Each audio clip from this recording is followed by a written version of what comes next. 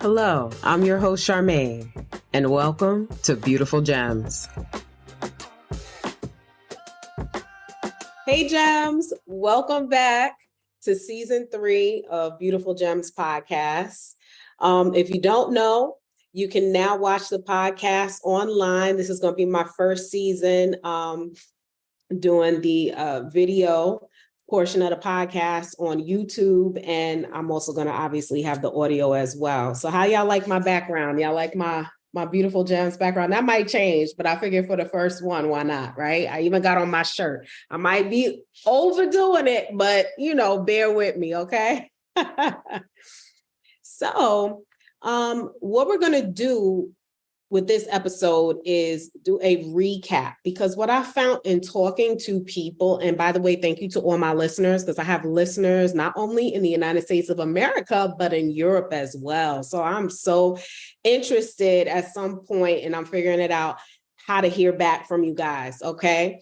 But from the input I have received from people, they need to understand, it seems like, more of the concept behind Beautiful Gems and how everything kind of works together, meaning how season 1 comes together with season 2. And I think just the overall explanation of what is Beautiful Gems, right? So just to start out briefly, what are gems? Gems, they represent, different things, but what's most important when we're talking about the mining process, right, of finding our gems is it's really your experiences.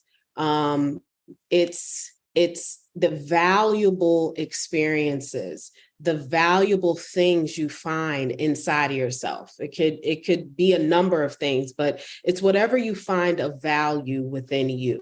Okay. And many times it will manifest as an experience or related to experiences. And what you kind of derive from those things, the gems that you get from them, right? So for example, when somebody says, oh, you dropped a gem. Well, typically when people drop a gem, it's not just because they read a book, it's because they experienced something and they're able to elaborate because they took the time to refine this thought, refine this experience, refine these emotions, whatever went into this experience, they were able to refine it and they come back with a gem, right? So that's essentially what the gems are, or what they represent us looking for in the mining process, right? So hopefully that makes sense. If not, y'all let me know and I'll elaborate some more.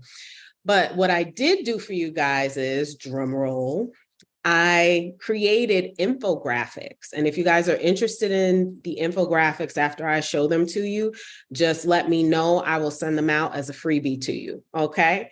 But I made infographics surrounding what exactly the mining process is and what protective gear and the tools are for protective gear.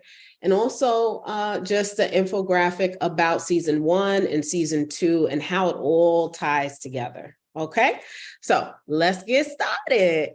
Hey, all right, I pulled it up. So here's the mining process for Beautiful Gems. So it's a 7-step process. And the first part is it references the mining site. And the mining site itself is your inner world, your life experiences, the personal and generational trauma. Of course, there are other things in there, but this represents like that metaphorical soil and rock, okay? And also, on the mining site, we have like the heavy machinery. We have tools, we have the staff, which is number 2, right? The mining staff, those in the spiritual and physical realms who are sent to support you in the mining process, okay? And then when we move on to the third part, we have the protective gear and tools. And if y'all know me, and if y'all have listened to the first season of this podcast, I pay especially close attention to breaking down protective gear. And the reason why is, as you go through the work of mining your gems, like actually looking for these experiences and working with these experiences, right? I want you to be safe. So I know you guys have all heard, it's kind of like the buzz phrase, like a safe space. And that is so my goal, especially when working with the Black community, to create a safe space, because many times in these Black bodies, we can't find too many safe spaces. Let's just keep that 1,000. Anyway, so my goal for you is to make it as safe as possible. All right. So we'll get back to the protective gear. Let's move on to the fourth part, which is orientation. So this is kind of like your orientation too. I don't know, maybe I'll name this episode orientation instead of recap. So orientation here means the precautions during the mining process to keep you safe and on track, including when to call in supporting staff. Hey. Now, the fifth part is retrieving your gems. So this involves going into the mining process to find your gems. After you have all your protective gear strapped on, you're oriented, your mining staff, you have an idea of the mining site. Now you can go on in, because God, the great excavator, he done gave you the blueprint and you know where to go, right? So you'll know what kind of gems to look for and how to retrieve them, okay? The sixth part is refining your gems. So this is actually, when you think about the metaphor of dirt and rock and actually digging through, excavating the land for these gems. When we're talking about experiences, for example, let's go back to childhood. This dirt and rock that's mixed in with the gems, or vice versa, are all of your experiences, all of, let's say, your childhood experiences in this one area. But you don't need all of your experiences in order to do inner work, right? You just need those potential gems. So that's what we're looking for. We're looking for the potential gems. And then when we take them and we go through that refinement process, we'll figure out whether we found a gem or not. And when we do find our gems, because we will, you move on to the seventh part, which is shining your gems. So this goes back to my whole mine, refine, and shine your gems. Okay. So that's what the tagline is about too. And I ain't getting into number 7. I'm not going to do too much with number 7. I will encourage you always to celebrate. But us Black folks, we ain't got no problem shining, honey. That ain't the issue. Okay. So we're going to move on to the next infographic, which is especially dedicated to protective gear. Protective gear, we use this when we're mining our gems. So it has to do with inner work, right? And when we do this inner work, it comes with risk and reward. You can mitigate the risk and prepare for the rewards by having your protective gear on at all times, all right?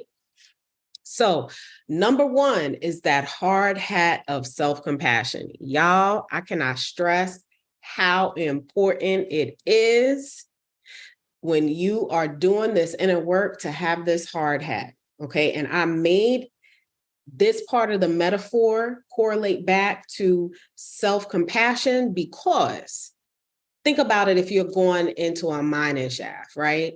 And then all of a sudden, it collapses. Well, what's one piece of gear you want to be sure you have, right? To make it out safely. You want to be sure to have your hard hat. So that is protecting your mind, protecting basically everything that causes you to function properly. Okay. That brain of yours. And I just feel like it's such a major part of the protective gear because when you do inner work, you have a high potential to hurt yourself. Others also who may come in well-intentioned or not have a potential to hurt you as well. So you need self-compassion. And hear me out. I'm not talking about the compassion piece for other people. I'm talking about for yourself, because sometimes you may let people into your circle or invite people into your circle that you might have to, forgive yourself for later. And we'll get to that. You might have to forgive yourself for later and also apply self-compassion to, the other thing is that as you go along your journey, you will find that you're going to do shadow work. And I know y'all have heard of shadow work. That involves getting really comfortable with the sides of you that you don't like or that make you uncomfortable. Okay. And in order to do that, self-compassion is absolutely necessary. Absolutely, in the beginning of the process, because you will find some things about you, if you're honest, that you may not like. And that's the way that you can kind of put the bomb on that in order to start the process of refining those gems. So we're just going to stop there. The second piece of protective gear is the headlamp of thought. Again, highly important, right? Because you want this to light your way as you take that blueprint, that map, and you go and you're excavating. If you ain't got no light, if your light ain't bright, you got a problem. You know what I mean? You can't see any gem sparkling anywhere in the ground, in the dirt, underground at that, right? So you definitely need to have your thought process right.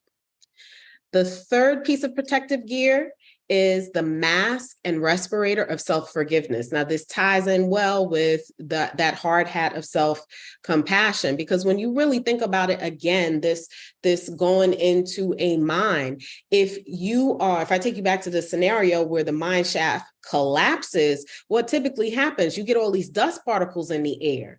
So if you can't breathe, you are not going to be good, honey, right? So self-forgiveness is very, very important so that you don't turn in on yourself when you find things about you that you may not like, right? Or you start to be honest about things that you've done or things that, you've done to yourself or to others. Self-forgiveness is pivotal. Number 4, the walkie-talkie of intuition. I love that one. And I'm going to tell y'all that intuition is your 24-hour hotline to who? The Most High God. That's to who. All right. So when something don't feel right, I think I said it in one of my episodes, it ain't right. Now, recently, I actually posted a TikTok about a portion of my experience on 9/11. And I always like to be very careful about sharing that experience with people, especially now that I'm, going to be sharing more of it in public. I'm sensitive to it, I think, for myself and also for others, right? So I shared with my viewers on TikTok how my intuition, among other protective gear, helped me during 9/11. What I will say to y'all is that if I did not listen to my intuition, I would have passed away that day. And I'm going to just leave it at that. If you'd like to see the whole story, I will leave a link and you can go ahead and check out my story on TikTok. Okay. And follow me. All right. The next piece of protective gear, number 5, reflective clothing of forgiveness. Now, this is interesting. The reason why I picked reflective clothing is because many times when it comes to forgiving other people, the reason why we've attracted them into our life, usually in some way, shape, or form, is because they're reflecting something back to us that we need to see within ourselves. Okay. And so once we do that, then we can begin to typically forgive the situation. All right. So I'm going to leave that there. All right. So let's keep going. Let's keep going. Let's keep swimming. Number 6, y'all, them steel toe boots, though. The Timbs, if you all know me, I love some Timbs. I love some Timbs. I'm from New York. What you want? So self-respect, that's what them Timbs represent, self-respect. And I think especially for us Black folks, that is huge, huge, huge today. I don't know about y'all, but my mother raised me, but my grandmother was there. We called her Nana. And if you've been listening in, my grandmother didn't play with that whole like calling her grandma. I'm saying that in the context of letting y'all know who she is, but she was my Nana. That's what we called her. So Nana was really big about dignity and self-respect. And I think a lot of people from her generation were, right? And I think that's something that needs to kind of be brought back a little bit. And, I won't dive too deeply into that right now, but that is huge, especially as we begin to discover more of our identity, more of our true identity, our lineage, when we start investigating our ancestors and, things of that nature. This will increase respect, but also increase self-respect. All right. So let's keep going. And we have number 7, this lovely canary of emotions. So, you want that canary to sing its song, honey. In my opinion, we do not listen to or pay attention to our emotions enough. Okay. I'm going to say something a little, you know what? I don't need to preface it. Long story short, when I think of emotions, I think of the heart as generating these emotions, okay? And when I think of the heart and emotions, I think of feminine energy. And feminine energy today is typically pushed to the side, as it has always been for thousands of years. And what I would encourage you to do is bring that feminine energy on back, because the feminine energy is what's going to help you heal. The feminine energy, I think that sometimes with emotion, people try to understand, they want to understand it with their mind. But at the end of the day, emotion is meant to be felt. Okay. It's meant to be felt first, experienced, if you will, and then potentially understood. Because sometimes there are some emotions we have that are, you cannot describe. I've had that experience. I don't know about y'all, but I have. And sometimes you just got to sit with it and rock with it. And it is what it is. You don't need to overanalyze it. You just need to live your life. You need to experience it. You need to flow in those emotions. Okay. All right. Moving on. We're going to go to 8, the goggles of self-worth. Huge for us as well, too. And it ties into those steel-toe boots of self-respect, right? Because our self-worth, how we see ourselves, it's as Black folks, that's a subject, right? And it's tough because other people have already told us what they believe we are worth. And they've been doing that for centuries. And it's changing. But the thing is that we cannot rely on what others think about us. And we've really got to fall back on ourselves and find our worth within. And I know people, we know this stuff, but sometimes in translation of doing the work of, putting on this protective gear and using it to mine your gems, your feelings can get hurt if you don't have these goggles on. All right. If your goggles are broken, I believe I use that as an example. Right. It can really disrupt you from mining your gems if you can't see yourself for who you are and what you're worth. Okay. So number 9, the earplugs of self-acceptance. Again, this all ties in because what are you listening to? Who are you listening to? What were you told growing up? What did you decide to keep with you? What resonates with you? Why does it resonate with you? You understand? So self-acceptance right? Sometimes we need to protect ourselves with them earplugs of self-acceptance from outside forces, and really hone in and focus in at times on just what we have to say, or our most high, or people that are our allies, which we'll get into. But sometimes you have to close all the noise out and really just focus on you to accept who you are in that moment. That's it. All right. Now, 10, getting back to the feminine energy, but we're going to say the gloves of masculine and feminine energy. This is huge. I think there's a lot of talk about this now, and everybody has masculine and feminine energy. It doesn't matter whether you're a male or a female. The difference is how much of a measure do you have of each. And I do believe that we fluctuate, right? But there's probably a place where we reside and pretty much stay. It's kind of like having a weight where you go maybe a few pounds below and a few pounds above, and you're fine as long as you stay within that range. It's similar in that sense with masculine and feminine energy. You might have a range that you kind of stay in, where you might be, more masculine, but you bring in a little bit of the feminine, or you may be kind of like equal in both, but you might be like 49, 51, 50, 50, it might switch up and flip up like that. So it just depends on the person, right? And I think also understanding that, and I think this is important for men to understand, that you have feminine energy too, and that you actually walk in it, whether you realize it or understand it or not. So, all right, moving on.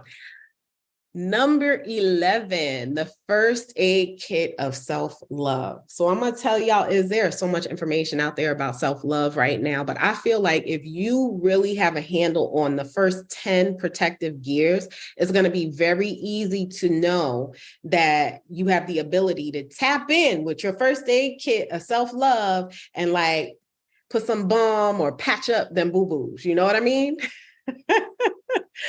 So that's it for our protective gear. So I'm going to stop here and I'll be right back. So we're back. And what I wanted to go over with you guys was how this all ties together, right? With the season 1 and season 2. So for season 1 of the podcast, I'm going to go through every episode just briefly, so that you understand like what it correlates back to in the mining process and the protective gear infographic. So the first season is really pivotal. Like that's where a lot of the groundwork is laid for you to understand how to mind your gems. And the first episode is just basically introducing you to the inner journey of mining your gems.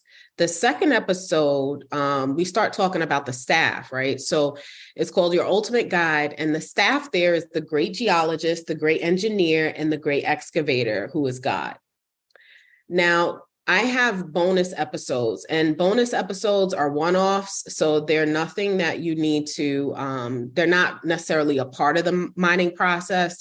They're just, in this case, like a heart-to-heart, where I wanted to tell you guys what was on my mind. I wanted it to be, I think, a bit more personal, especially starting out this podcast, because, it's near and dear to my heart, working with the Black community, basically, because I feel like we need a lot of love. All right. So moving on to episode 3, Prayers Up. That has to do with the actual heavy machinery that you will find on the mining site, right? I know you guys have seen like the construction machinery, like dump trucks and all different kinds of like the big yellow trucks or whatever. So I kind of, correlate that to things that I feel are heavy lifters of that rock and soil, right? Where God is stepping in to help you when you ask, right? When you put the effort in these areas, basically, you're going to go through, you're going to lift out things that you really don't need to deal with in that moment, or for when you're mining for a specific gem, I should say. So episode number 4 is Mind Your Mind. And that has to also do with heavy machinery, but this time of meditation, mindfulness, stillness, and nature. So it's using, I want to say, all 5 of these heavy machineries to really help you dig up what you need to dig up to find your gems with the aid of God, with the aid of spirit. Okay.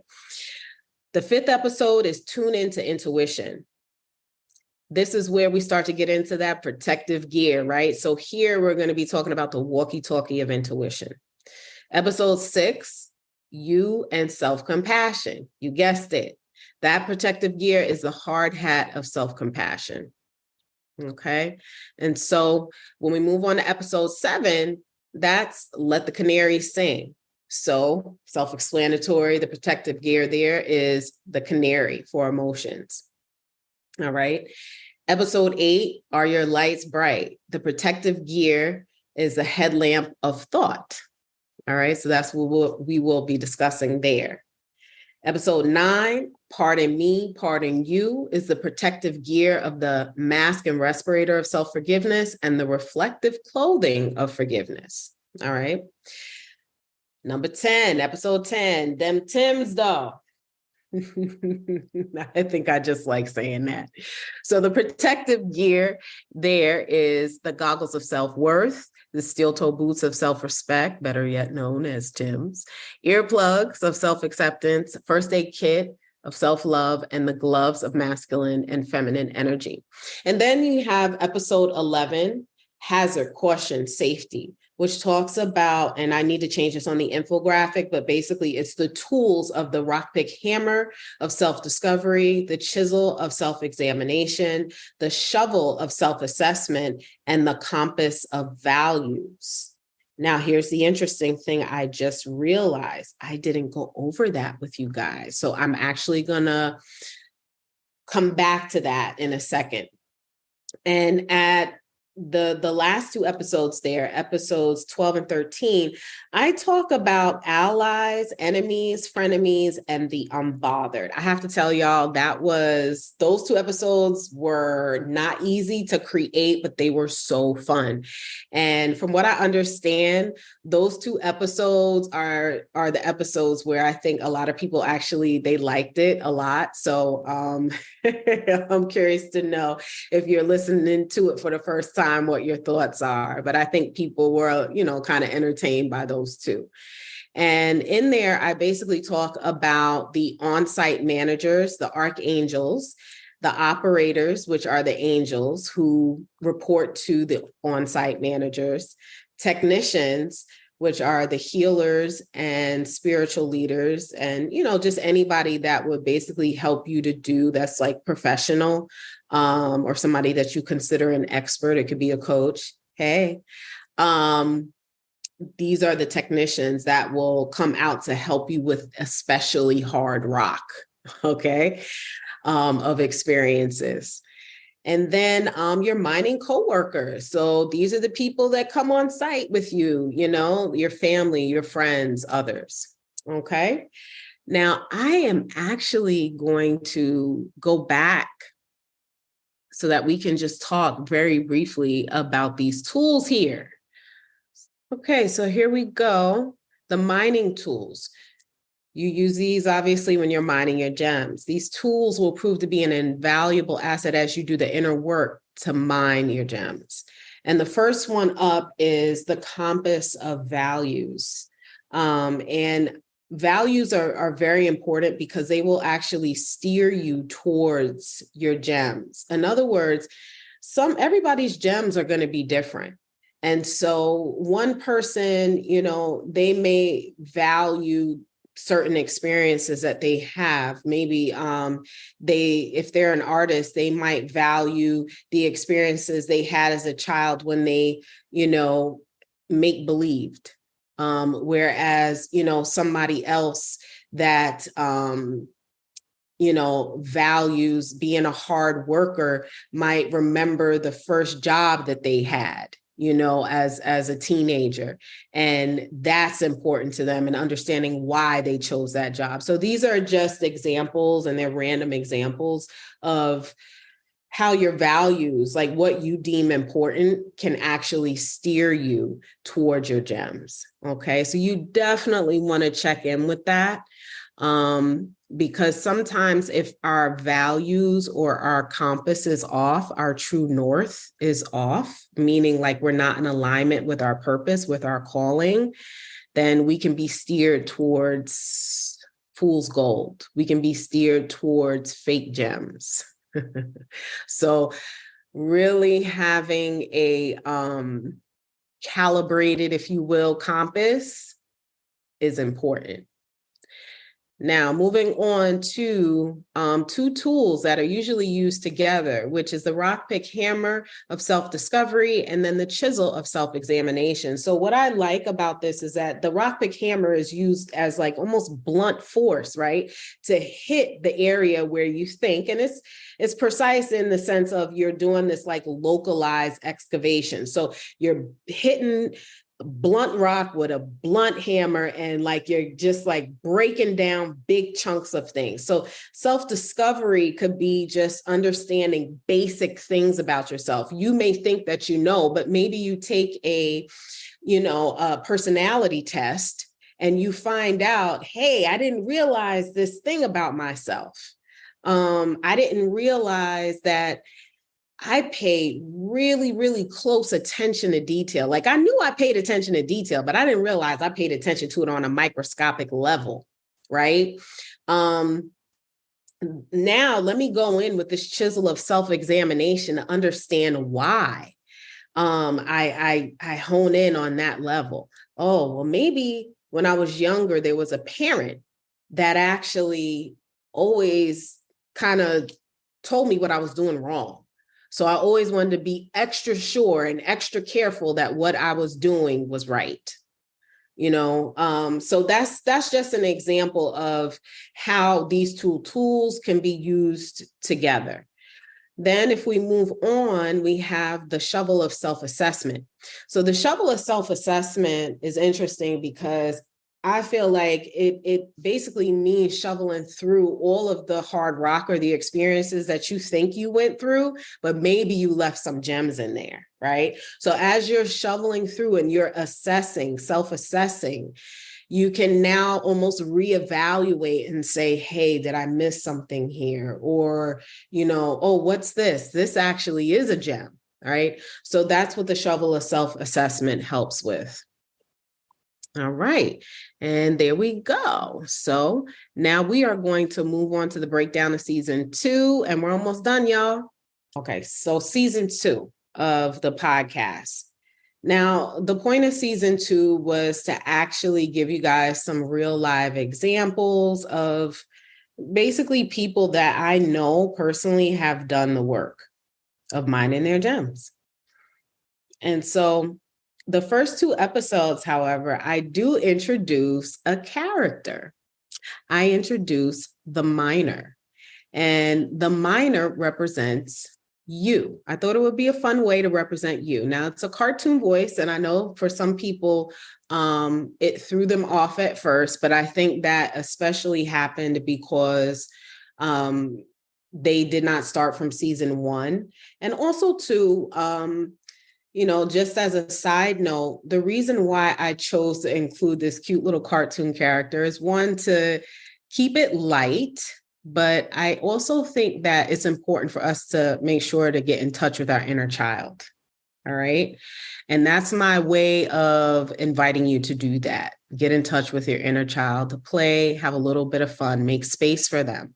If you notice in some of the examples that I gave you earlier with mining your gems, I wove in how your childhood will and can come up. Okay.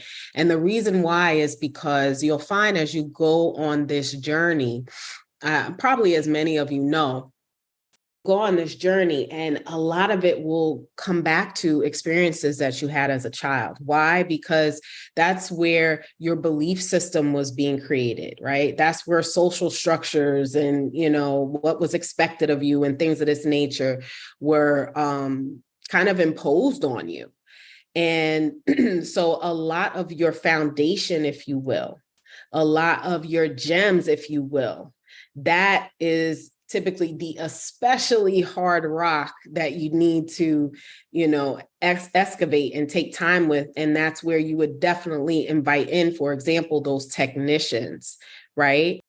So that's very, very it's just important to keep your inner child in mind, because your inner child will pop up more than you believe as you go on this journey. All right. So episodes 1 and 2, I started out talking about New Year, New You. That was a saying, I think, during the beginning of the year at that time. A lot of people were talking about it and reinventing the self and this and that. And I think it's just, very, very important to remember to always be yourself. Right? If there's anybody that you want to bring to the table, you want to bring yourself to the table always. And you want to keep you in mind when you're goal setting. You want to keep you in mind when you are thinking about what you are reinventing yourself into. You don't want to create a persona. You don't want to create a new mask, right? You want to just basically be maybe another part of you, or you want to improve and bring out, the best part of you. That's a very different connotation. Or discover a new part of you. That's a very different connotation than creating this person that may not even be there. And so I talk a little bit about the process of actually deciding how to go about, goal setting, taking that blueprint of minding your gems, and just moving forward to do that, like how to do that with inner work. And after that, I invite on 2 guests. I invite Teresa Sherrill, who I know and have known a very long time. And we ain't going to get into that. I invited Teresa Sherrill because I know that she has done the inner work. And we have done a lot of our inner work together as well, too. So for years. And so when you look at, for example, the coworkers that you have at the mine, that's like your BFF coworker that you that you stick to when you go to the job. Like, she's my BFF coworker when I'm on the mining site. And you will have those. You will have those sometimes, like people that, maybe you're in a group or in a class or, like a coaching group or a therapy group. You might start to buddy up with people and go on some of these journeys together. So I know personally that she has done the work because we have done it together. And I've also just seen the results of her own work that she's done. Marquis Fair, he's my second guest. And once again, we've had lovely conversations. And what I particularly love about him is that sometimes as a Black man, I find that you won't always get a complete picture of what's going on internally with them. Either one, because they may not know how to express it, or 2, they're just not forthcoming with with their inner world, right? And so somebody like Marquis, I know that he actually spends time there. I can tell, again, based off of our conversations and the things that he so graciously shared with me. And it was very helpful to just understand from a Black man's perspective how the inner work may even be different, right? There were similarities, but there were also differences. And so he graciously, once again, shared with you guys. I felt like that was like a vault that's open, right? He shared with you guys not only, you know what? I'll get into that in a second. So going back to Teresa, she starts off the Ally series, because I consider both of them my allies. She starts off the Ally series with episode 3 all the way through to episode 6.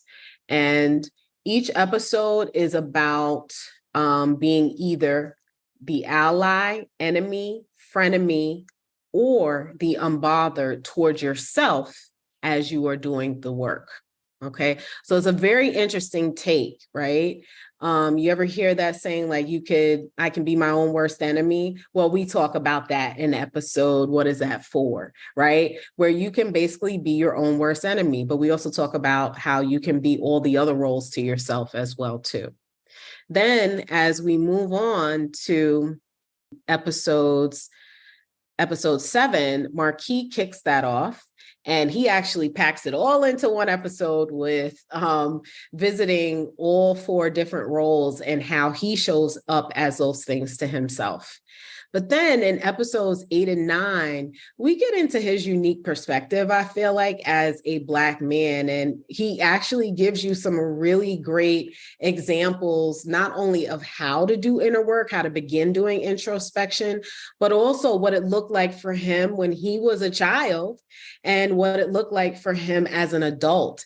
And what I have to say I especially loved about it is that you can tell, and I will say the same thing for Teresa, when you do the work,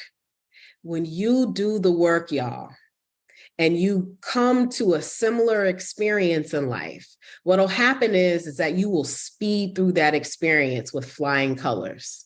Okay. And so that right there is like my ultimate goal for people, because I want you to be self-sufficient. I want you to, because I believe we all are. Not that you can't, rely on people, but most of all, you need to rely on God and rely on yourself, in the sense of you got all the tools you need. You got everything you need. We're always looking for something outside of ourselves, when the fact is we have what we need inside. We just got to make it do what it do. So that's what this whole beautiful gems is about. We trying to get you to make it do what it do. We trying to make you get, or help you, not make you. We're trying to help you get to this place where you're like, I got this. Normally, when I bump up to this type of experience, I react this way. But look at that. Look at how I acted. I acted like an OG just now. That's what's up, right? So that's what my hope and my wish and my prayer is for you, right? And I'm going to say this as a little segue, even with my coaching business, that is what I want for people from my heart, man. I want you to be able to self-coach. So when I'm coaching you, I'm not just coaching you so that you can come back to me over and over and over again. I don't rock like that. I want you to come to me when you need to learn how to do something for yourself.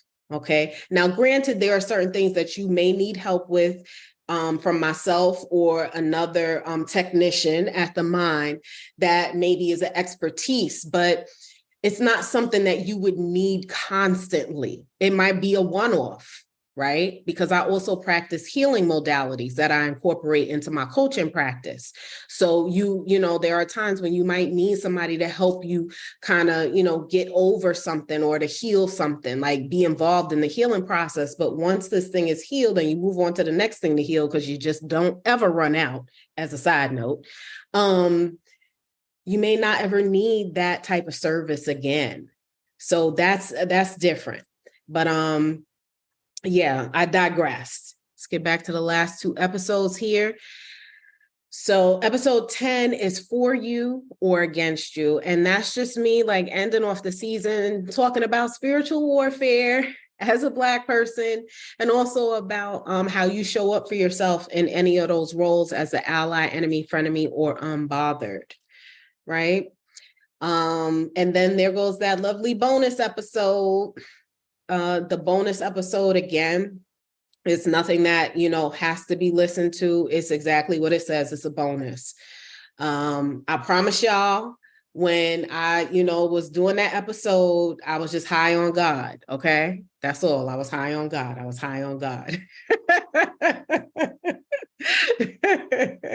It took me a minute to get to kind of into the groove, but if you bear with me in the beginning of that episode, I say some things, and I'll say this to you: the type of person that I am, I pray, and sometimes I do believe that I receive messages, and that was me sharing a message with you. Okay. Because I think that we are so much more magnificent than we realize. And I always want to be sure to highlight, big up, share, whatever you want to say, when those type of things come up for me, after prayer and after spending time with God, meditating or being in nature. And I really need to share more of that. I probably have like a little vault I could open up and give to you guys. But I just think that and when I say we, like the Black community, and I extend that, it's not just Black Americans, man. It's not just Black Americans. Look, I'm about to have a Black person's importance number 3 right now. it's the people all around the world, Central America, the Caribbean, South America. Like I said, I have people in Europe listening, wherever you are, Africa, it does not matter. Yes, we have different stories, but many of us, especially how do I say this? We were all affected in some way by the power structure that has been in place for the past hundreds of years. I don't care whether you were a freeman. I don't care whether meaning your ancestors, whether they were freemen or whether they were slaves or whether they, didn't have anything to do with that at all and somehow avoided it. You're still impacted on some level as a Black person when it comes to these power structures, because that is what they are specifically designed for. So going back to my messages, my bonus messages are meant to build us up, because we need so much more of that. We need a lot more, I want to say, just love, and there is an episode that I was like, man, how do I work this in here? It might be a bonus episode, but I actually want to speak to what I'm talking about, which is the divisiveness that keeps being promoted among us. And personally, like, I don't know about y'all, but I'm sick of it. I am so sick of it. I'm so sick of dividing everything up. Like, you dividing a cherry pie into like 32 slices and it's a cherry pie. So let's stop with the nonsense. Anyway, okay. All right. I'm finished. I'm through. So thank you all for sticking with me through this episode.